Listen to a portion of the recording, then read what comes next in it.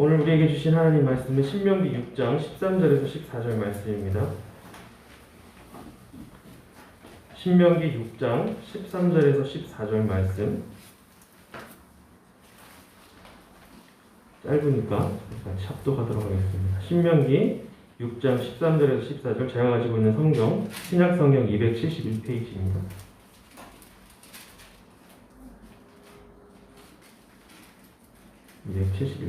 신명기 6장 13절에서 14절 말씀 다 찾으셨죠? 합독하도록 하겠습니다. 신명기 6장 13절에서 14절 말씀 시작. 내 하나님 여호와를 경외하며 그를 섬기며 그의 이름으로 맹세할 것이니라. 너희는 다른 신들 곧 내 사면에 있는 백성의 신들을 따르지 말라. 아멘.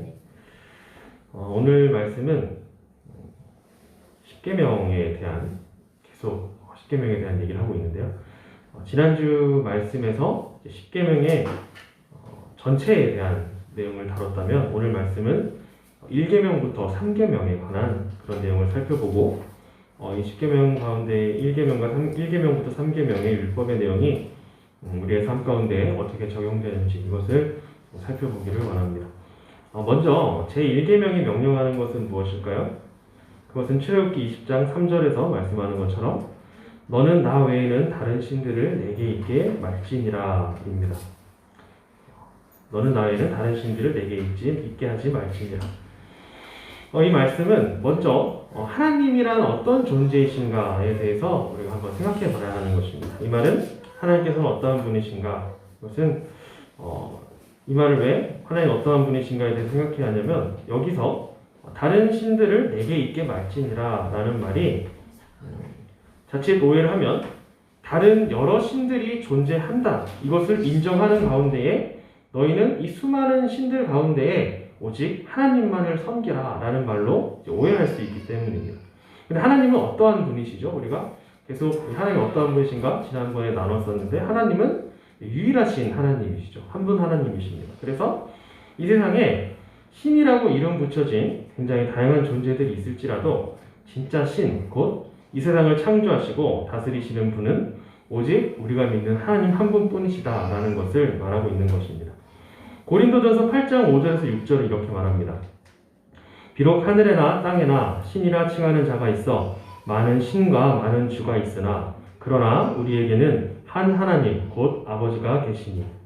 여기서 하는 말은 이 세상에 많은 신들이 있는 것 같고 그리고 실제로 그 많은 사람들이 그 신들을 섬기는 것처럼 할지라도 참 하나님은 오직 우리가 믿는 한 분 하나님뿐이시다라는 것을 말하고 있는 거죠. 그런데 이 하나님께서는 이 세상을 창조하셨습니다. 그리고 우리를 창조하셨기 때문에 우리를 창조하시고 그리고 우리를 구원하셨기 때문에 하나님께서 우리에게 이 십계명의 율법을 요구하는 것은 너무나 당연한 일이다라고 할 수 있는 것이죠. 그러므로 우리는 하나님께 경배와 찬양과 영광을 돌리는 것이 마땅하다. 이것이 바로 제1계명이 얘기하는 것입니다. 그렇다면 이제 1계명의 의미가 무엇인지 좀 자세하게 살펴볼 텐데요. 먼저 나 외에는 이라는 말의 의미는 오직 하나님은 한 분 하나님이시다라는 것을 강조하고 있으면서 이 말의 문자적인 의미는요. 내 앞에 라는 말입니다. 그런데 실제적으로 이 세상 모든 것들은 하나님께 속해 있습니다. 그러므로 하나님 앞이 아닌 곳이 없는 것이죠. 그러므로 이 제1계명에서 나 외에는 이라는 말이 내 앞에는 말이 되면서 내 앞에라는 뜻으로 되면서 이것은 1계명의 범위를 설정하고 있는 거예요. 1계명의 범위를 포함해서 말하는 거예요. 우리가 예배할 때 또는 우리가 특별한 상황 가운데 하나님 외에 다른 신들을 내게 두지 말라라고 하는 것이 아니라 우리의 인생 전체에서 모든 상황에서 지켜져야 하는 그런 명령인 것이죠. 또한 내게 두지 말라라는 것은요. 다른 신적인 존재가 있는 것처럼 생각하면서 하는 모든 것을 포함하는 것입니다. 과거 이스라엘 백성들이 살던 시대에는 정말 수많은 신들이 있었죠. 수많은 신이라 불리던 그런 허망한 우상들이 있었고 우리 한국에서도 굉장히 많은 이 신이라 불리는 우상들이 많이 있습니다. 그렇죠? 뭐 천지신명도 있고 그 외에 세계 곳곳에는 더 많은 그 우상들이 이제 있는데 그 우상들의 존재를 인정하는 것, 그리고 그를 섬기는 행위가 결국은 모두 1계명을 어기고 있다는 것이죠. 뿐만 아니라 이스라엘 백성들은 하나님을 섬기면서 동시에 바알을 섬겼습니다. 그래서 다른 신들을 동시에 섬기려고 하는 것, 이건 역시도 1계명에 어긋나는 것이죠. 또한 신의 존재가 없다라고 말하는 이 무신론자들, 그리고 신이 존재하는지 존재하지 않는지 잘 모르겠다라고 하는 이 불가지론자들, 이 모든 사람들도 역시 1계명을 어기고 있는 것입니다. 또한 우리를 구원하신 예수 그리스도께서는 참 하나님이 아니시다라고 생각하거나 또는 위대한 한 인간이시다라고 생각하는 것, 그리고 삼위일체의 하나님을 이상하게 해석한다거나 하나님께서는 우리 인간을 위해서 존재한다 또는 우리의 생각이나 우리의 이성으로 하나님을 도덕의 잣대로, 양심의 잣대로 판단하거나 하는 그 모든 하나님을 향하여 우리가 인간의 생각으로 할 수 있는 그 모든 것들이 바로 1계명에 어긋나는 행동이라 하는 것이죠. 하나님께서만이 오직 경배받게 합당하시고 신뢰하게 합당하고 기도할 대상이고 감사해야 할 유일한 하나님이십니다. 그러므로 이 경배, 신뢰, 기도, 감사가 하나님 외에 다른 존재에게 드려지는 것을 하나님은 참으실 수 없다라고 얘기를 하는 거예요. 이것이 출애굽기 20장 5절의 말씀에 나네 하나님 여호와는 질투하는 하나님인즉, 이 말의 의미가 바로 그런 것이죠. 그러므로 1계명은 하나님께서 우리를 향해서 너희는 누구를 섬겨야 하는가, 이거에 대한 질문이라고 할 수 있는 거예요. 그래서 너희는 누구를 섬겨야 되는가, 너희는 누구의 것인가, 그리고 너희는 누구를 예배해야 되는가, 이것이 바로 1계명의 답변이라고 할 수 있는 겁니다. 근데 우리는요, 우리의 삶과 예배가 분리되어 있다고 생각하기 쉽습니다. 하지만 하나님께서는 우리의 삶이 예배가 되기를 원하시고, 예배는 하나님을 섬기는 것이 예배죠. 우리의 삶 가운데 하나님 외에 다른 것들을 섬기게 되면 그것이 바로 우상숭배가 되는 것인데, 하이델베르크 요리문답 95문에서 이 요리문답서가 있어요. 거기 95문에서 이렇게 질문을 합니다. 우상숭배란 무엇입니까? 라고 하는 질문에 이렇게 얘기를 하고 있어요. 우상숭배란 말씀으로 자신을 계시하신 유일하며 참되신 하나님이 아닌 어떤 것을, 혹은 그분과 더불어 어떤 것을 믿고 의지하는 대상으로 소유하거나 만들어내는 것입니다. 말이 좀 어렵네. 다시 한번 읽어드릴게요. 우상숭배라는 것은 말씀으로 자신을 계시하신 유일하며 참되신 하나님이 아닌, 하나님이 아닌 다른 어떤 것을, 혹은 그분과 더불어 겸하여서 섬기는 것이죠. 그것을 믿고 의지하는 대상으로 소유하거나 만들어내는 것, 이 모든 것이 바로 우상숭배에 해당한다는 거예요. 그러므로 우리의 삶에서 하나님이 아닌 다른 그 무엇이 우리의 삶의 목적이 되거나 가치의 원천이 되거나 삶의 원동력일 때 결국 그 모든 것이 하나님의 자리를 대신하게 되는 것이죠. 그러한 삶은 하나님을 섬기는 삶이 아니라 우상을 섬기는 삶, 우상에게 예배하는 삶이라는 것입니다. 결국 이 말은요, 우리의 삶에서 나는 무엇을 위해 살아가고 있는가? 나의 삶의 이유는 무엇인가? 정말 내가 하나님을 예배하는 삶을 살고 있는가에 대한 질문으로 자연스럽게 이어져야 되는 것입니다. 우리는 하나님을 어떤 하나님으로 생각하고 있을까요? 내 삶의 주인이 정말 하나님이시다라는 것을 우리가 믿고 있습니까? 나를 살게 하는 원동력, 내가 무엇을 목적으로 두고 내가 무엇을 위해 살아가고 있는가, 그것이 바로 하나님입니까? 아니면 이 세상의 물질을 위해서 우리가 살아가고 있는 걸까요? 우리가 정말 힘들고 지칠 때, 우리에게 무엇인가 해답이 필요할 때, 특히 요즘과 같은 이 코로나로 모두가 어려운 현실에서 우리가 무엇을 가장 우선순위로 두고 살아가고 있느냐, 우리가 이것에 대해서 질문을 해봐야 된다는 것이죠. 제2계명은요, 너를 위하여 새긴 우상을 만들지 말라입니다. 1계명이 우리가 누구를 예배해야 되는가에 대한 예배 대상이 누군가에 대해서 설명하고 있다면, 이제는 우리가 어떻게 예배해야 되는가, 이것이 바로 제2계명이라고 할 수 있습니다. 먼저 2계명은 두 가지를 금지하고 있습니다. 먼저 너를 위하여 새긴 우상을 만들지 말고, 또 위로 하늘에 있는 것이나 아래로 땅에 있는 것이나 땅 아래 물속에 있는 것에 어떤 형상도 만들지 말며, 이게 바로 2계명이죠. 이것은 하나님을 표현하는 그 어떠한 형상도 만들지 말라라는 것을 말합니다. 이 말은 어떤 형상을 우리가 얼마든지 조각을 만들 수 있습니다. 형상을 만들 수 있고 그림을 그릴 수 있고 다 할 수 있지만 그것을 만들어서 이것을 하나님과 연관시키는 것을 금지하는 것을 말해요. 왜냐하면 이 세상에 어떠한 것도 하나님을 나타내는 형상이 될 수 없기 때문이고요. 인간이 이것이 하나님이다라고 무엇인가 형상을 만들었을 때 그것을 보면서 많은 사람들이 하나님은 이럴 것이다라고 오해할 수 있기 때문입니다. 두 번째는 사람이 어떠한 우상을 만들어서 그것에 절하거나 섬기는 것을 금지하고 있습니다. 여기서 절하는 것은 경배한다는 것을 말하는 것이고 결국 경배와 섬김은 바로 예배하는 행위를 말하는 것이죠. 이 말은 사람이 어떠한 하나님이라고 하는 그 형상을 만들어서 그 형상을 중심으로 종교적인 의식이나 예배를 드려서는 안 된다라는 것을 말하고 있습니다. 신명기 4장 15절에 이렇게 말하고 있습니다.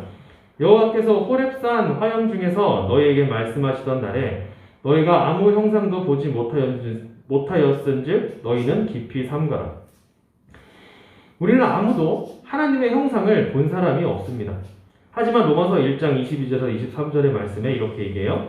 스스로 지혜 있다 하나 어리석게 되어 썩어지지 아니하는 하나님의 영광을 썩어질 사람의 새와 짐승과 기어다니는 동물 모양의 우상으로 바꾸었느니라. 여기서 말하는 것처럼 아무도 하나님의 형상을 본 사람이 없는데 사람들은 여러 가지 우상들을 만들어서 그것이 하나님이다라고 생각하면서 섬겼다는 것입니다.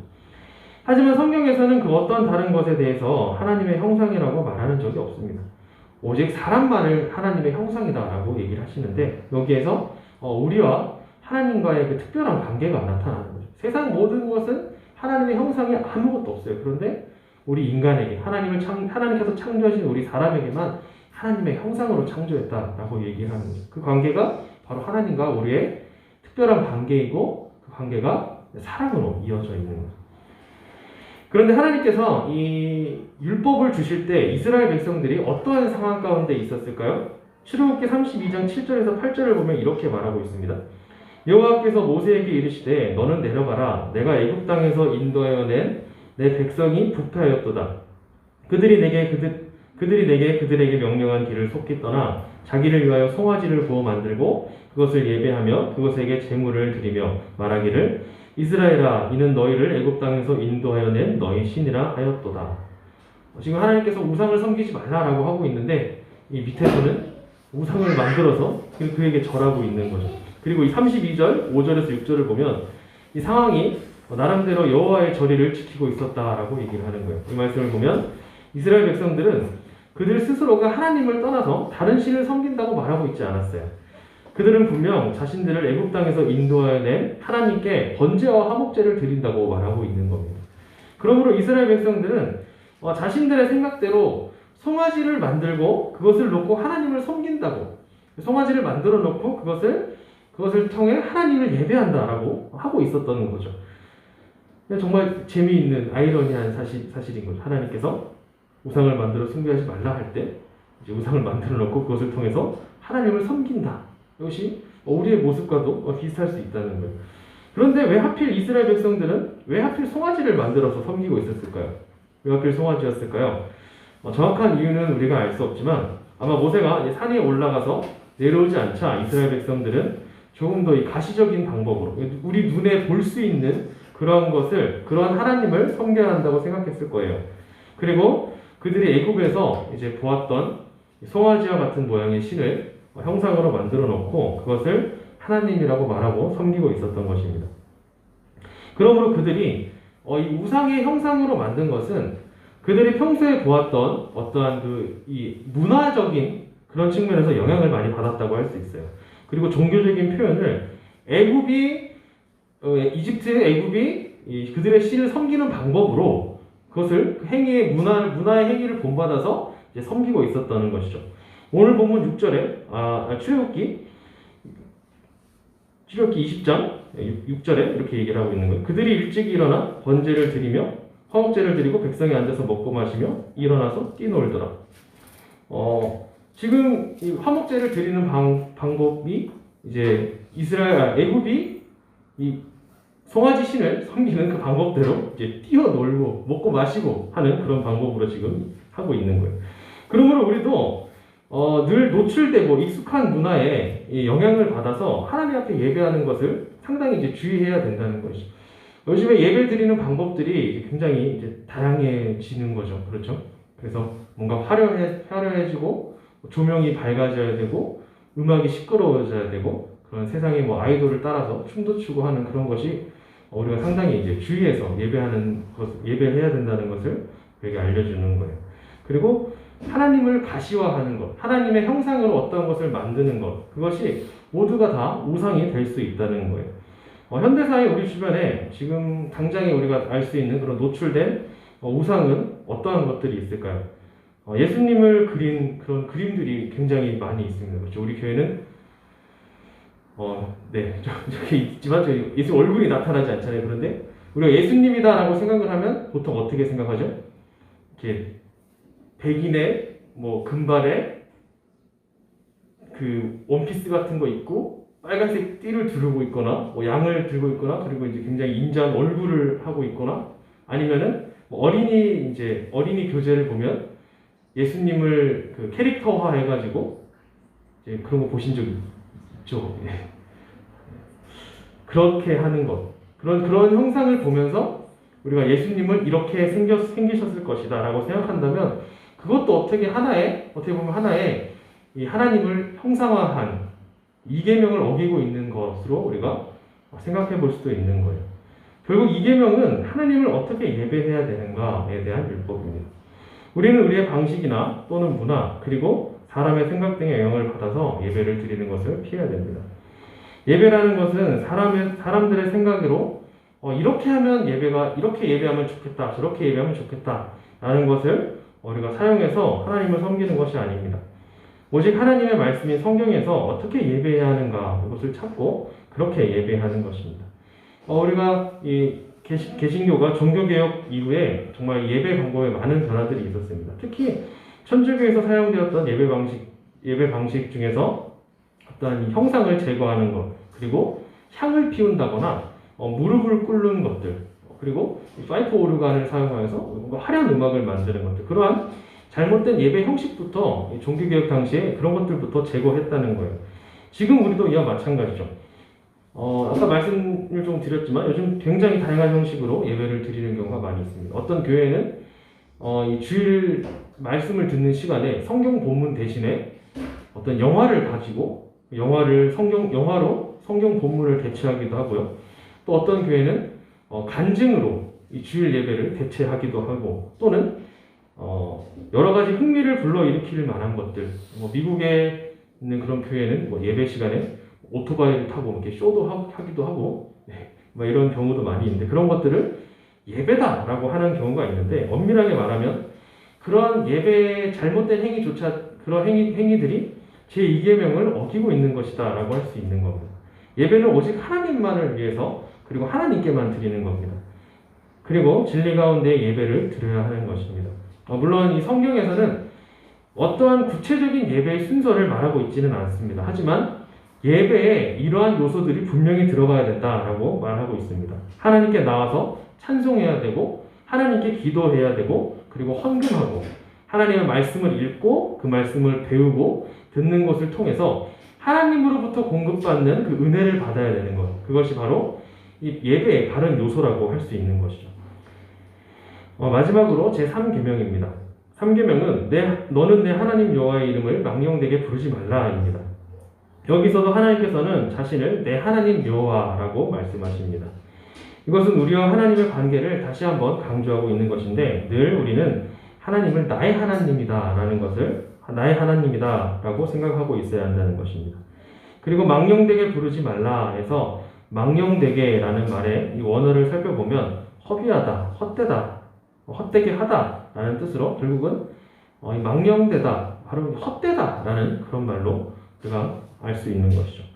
그러므로 제3계명을 풀어서 설명하면 하나님의 이름을 부르지만 그 이름을 아무 의미 없이 부르는 것은 헛되이 하나님을 부르는 것이고 결국 그것은 죄가 되어 하나님의 이름을 헛되게 부르는 사람을 정죄하게 된다. 이게 바로 3계명의 의미예요. 다시 한번 설명해 드릴게요.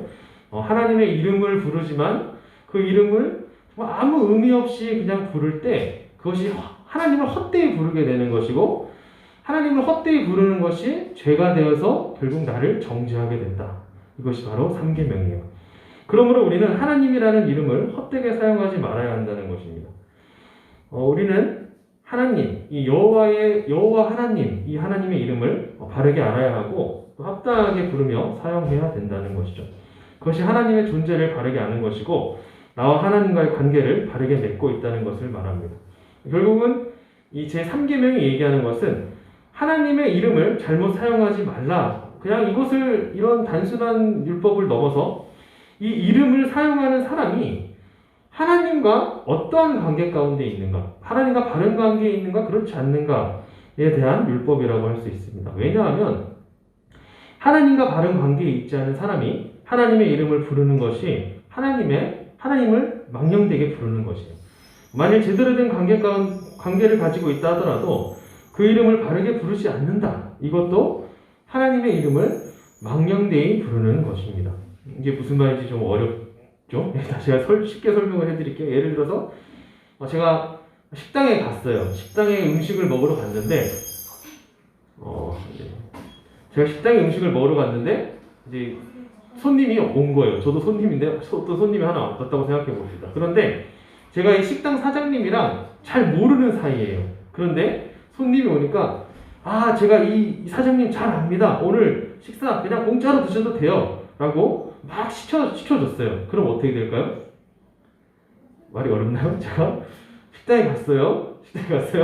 그런데 이 식당의 사장님이랑 저랑 몰라요. 그렇죠? 잘 모르는 사이인데 어떤 다른 사람이 오니까 네, 이 사장님 잘 안다고. 사실 모르는데 잘 아는 사이니까 당신 오늘 공짜로 먹으면 된다고 막 공짜로 시켰어요. 그럼 어떻게 되는 거죠? 제가 이 사장님을 망령되이 부른 거죠. 관계가 없는데 관계 있는 척 한 거잖아요. 이게 바로 망령되이 부른다라는 거예요. 그리고 만약 제가 이 사장님과 잘 아는 사이예요. 잘 아는 사이에서 식당에 왔는데 어떤 손님이 왔습니다. 그런데 오늘 사장님이 공짜로 준다고 한 적도 없는데 오늘 사장님 기분 좋아요. 공짜로 다 드시면 됩니다. 라고 얘기하면 어떻게 되는 거죠? 사장님의 이름을 이게 어렵나요? 제가 그냥 쉽게 설명하려고 한 건데. 아니면 반대로 사장님이 아무런 얘기 안 했는데 제가 마음대로 사장님 오늘 사장님 기분 안 좋으니까 오늘 손님 안 받습니다. 나가세요. 그거 어떻게 되는 거죠? 제가 사장님의 이름을 망령되이 부른 거죠. 설명이 어렵나요? 더 쉽게 설명해 드릴게요. 제가 연예인 매니저예요. 연예인 매니저. 우리 목사님이 연예인 강동원이라고 강동원이에요. 강동원이면 제가 강동원이 영화를 찍어야 되잖아요. 영화를 찍기로 했습니다. 그래서 이제 영화를 찍는데 소스에 갔어요. 가서 이게 계약을 해요. 그래서 우리 강동원 씨 출연하는데 한 10억 주세요. 10억. 네, 알겠습니다. 그래서 영화 촬영 당일이 돼서 이 영화 찍기로 한 사람이 강동원에게 전화를 한 거죠. 전화해서 여보세요. 오늘 영화 찍으러 촬영장 왜 안 오세요? 그러면 강동원이 무슨 소리세요? 그런 말 한 적 없는데 매니저가 계약했는데요? 누구 매니저요? 복대호 매니저요? 그러면 저 복대호라는 사람 모르는데요? 이렇게 되면 어떻게 되는 거예요? 제가 강동원의 이름을 망령되게 사용한 거죠. 그렇죠? 이해가 되세요? 아니면 제가 실제로 강동원의 매니저입니다. 강동원의 제가 매니저예요. 그래서 강동원이 자 오늘 영화 계약하는데 5억에 계약하고 와. 그렇게 했어요. 5억에 저는 성사시켜야 되는데 갔습니다. 그래서 영화 찍는데 5억 너무 비싼 것 같아요. 2억 해주세요. 그러면은 제가 어떻게 해야 돼요? 5억에 딜을 해야 되는데 기분 나빠요. 2억 우리 강동원은 2억이 안 해요. 그리고 계약을 그냥 망치고 와요. 어떻게 돼요? 제가 강동원의 이름을 망령되게 부르는 거예요. 쉽게 설명하시냐. 이해가 제가 너무 어렵게 설명하는 거예요. 그러니까 하나님의 이름을 우리가 바르게 사용하기 위해서는 하나님과 나와의 관계가 확실해야 된다는 거예요. 내가 하나님을 잘 알지 못하는데 하나님께서 이렇게 합니다. 하나님께서 저렇게 하십니다. 라고 사용하거나 제가 하나님과 관계가 전혀 없는데 너 하나님이 그렇게 하면 너 하나님이 벌 줄 거야 라고 한다거나 이런 표현들, 이러한 상황이 전부 다 하나님의 이름을 망령되이 부른다 라고 할 수 있는 거예요. 자, 이게 계속 이제 설명을 해보겠습니다.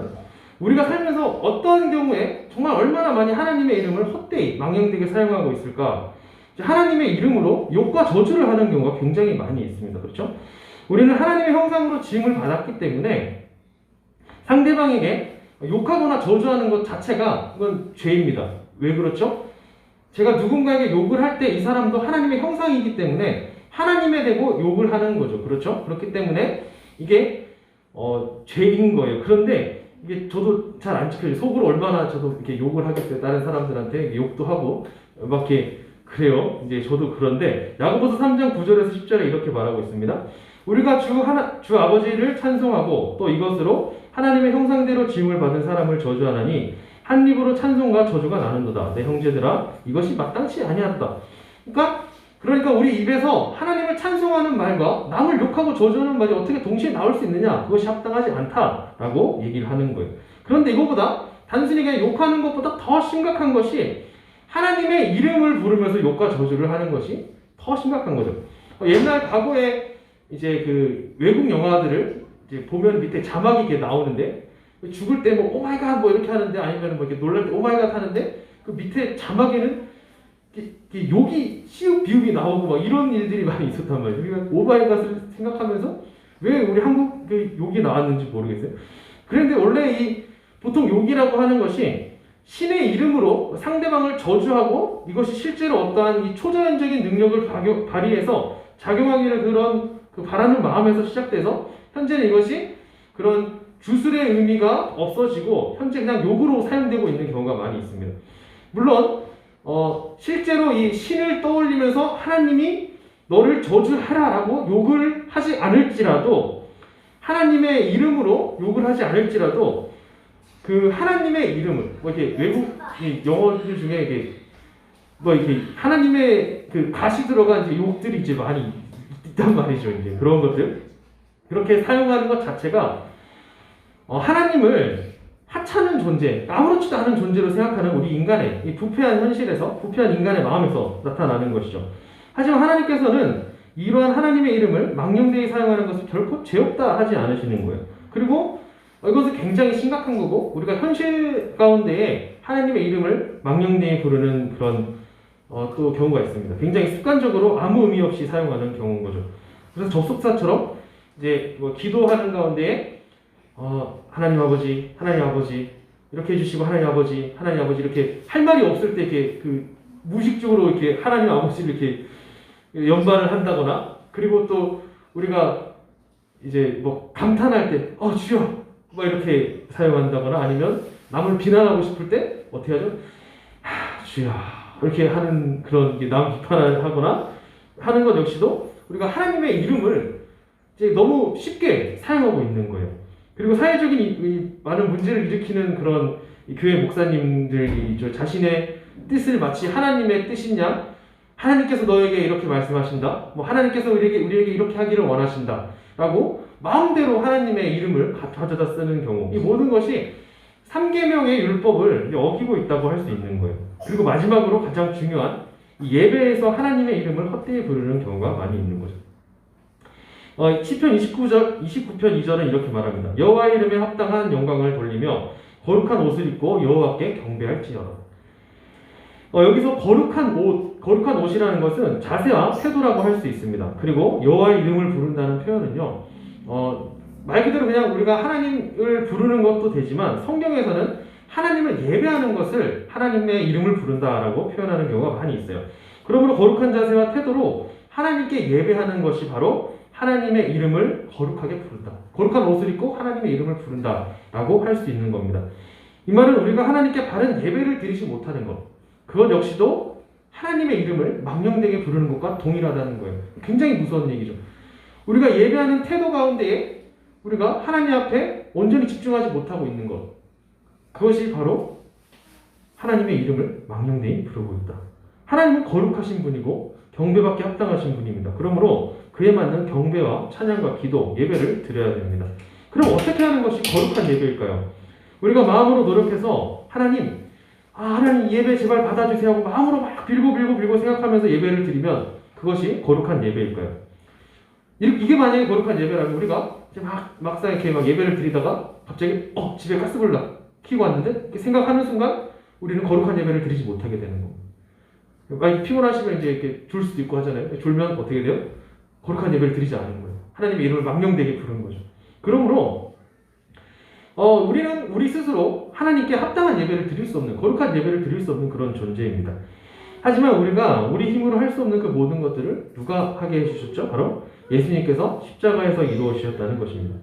우리가 예수님을 믿음으로 이제는 하나님을 우리가 하나님을 향하여 아바 아버지라고 부를 수 있게 되었습니다. 그리고 예수님을 통해서 하나님께 나아갈 수 있게 되었고, 우리가 이 자리에 예수님의 이름으로 모였기 때문에 하나님 앞에서 예배할 수 있게 되었다라는 것입니다. 베드로전서 2장 4절에서 5절 이렇게 말합니다. 사람에게는 버림바가 되었으나 하나님께서는 택하심을 입은 보배로운 산돌이신 예수께 나아가 너희도 산돌같이 신령한 집으로 세워지고 예수 그리스도로 말미암아 하나님을 기쁘게 받으실 신령한 제사를 드릴 거룩한 제사장이 될지니라. 우리가 하나님의 이름을 망령되이 부르지 않을 수 있는 것은 오직 예수님의 은혜로만 가능하다는 것이죠. 우리가 예수님의 이름으로 경배하고 예수님의 이름으로 기도하고 예수님의 이름으로 예배할 때, 그리고 우리가 우리의 삶을 예수님의 이름으로 살아갈 때, 그때만 우리가 온전히 하나님의 이름을 바르게 사용하고 살고 있는 거예요. 제1계명부터 3계명은 우리와 하나님과의 관계, 곧 사랑의 관계에서 우리에게 주신 하나님의 명령입니다. 1계명은 우리가 누구를 예배해야 되는가에 대해서 말하고 있었고, 제2계명은 우리가 예배해야 되는 대상을 바르게 알았다면 그분을 어떻게 예배해야 되는가에 대해서 말해주고 있었습니다. 우리는 오직 하나님만을 예배해야 됩니다. 우리는 우리 주변에 너무나도 많은 우상들이 있습니다. 단지 다른 어떠한 신이라고 불려지는 그런 신만이 우상이 아니라 우리가 하나님께 예배하는 것, 우리가 하나님을 바라보며 살아가는데 방해하는 그 모든 것이 바로 우상입니다. 우리의 걱정과 관심을 우리 스스로 해결하려는 노력, 그것조차도 우리의 우상이 될 수 있습니다. 또한 우리가 사는 세상 가운데에 잘못된 이런 문화들이 또 우리의 우상이 될 수 있고, 우리가 하나님을 예배한다고 하면서 잘못된 방법으로 예배하는 것, 그런 것도 우리가 우상을 섬기는 것이라고 할 수 있습니다. 그리고 우리가 하나님의 이름을 망령되이 부르는 경우도 굉장히 많이 있는 것이죠. 우리가 온전히 하나님의 이름을 부르기 위해서는 하나님과의 관계가 회복되어야 합니다. 그래야 우리가 모든 율법을 바르게 지킬 수 있습니다. 하지만 우리는 이 율법을 온전히 지킬 방법이 없는 그런 죄인들이었죠. 그래서 하나님이신 예수님께서 이 땅에 오셨고 그 십자가의 은혜로 온전히 하나님께 나아갈 수 있게 되었습니다. 우리가 의지할 것은 오직 예수님뿐입니다. 예수님이 우리의 하나님이시고 우리는 주님의 것입니다. 그러므로 우리는 주님을 예배하고 주님을 의지하여 예배하고 주님의 이름으로 예배하고 주님의 이름으로 이 세상을 살아가야 합니다.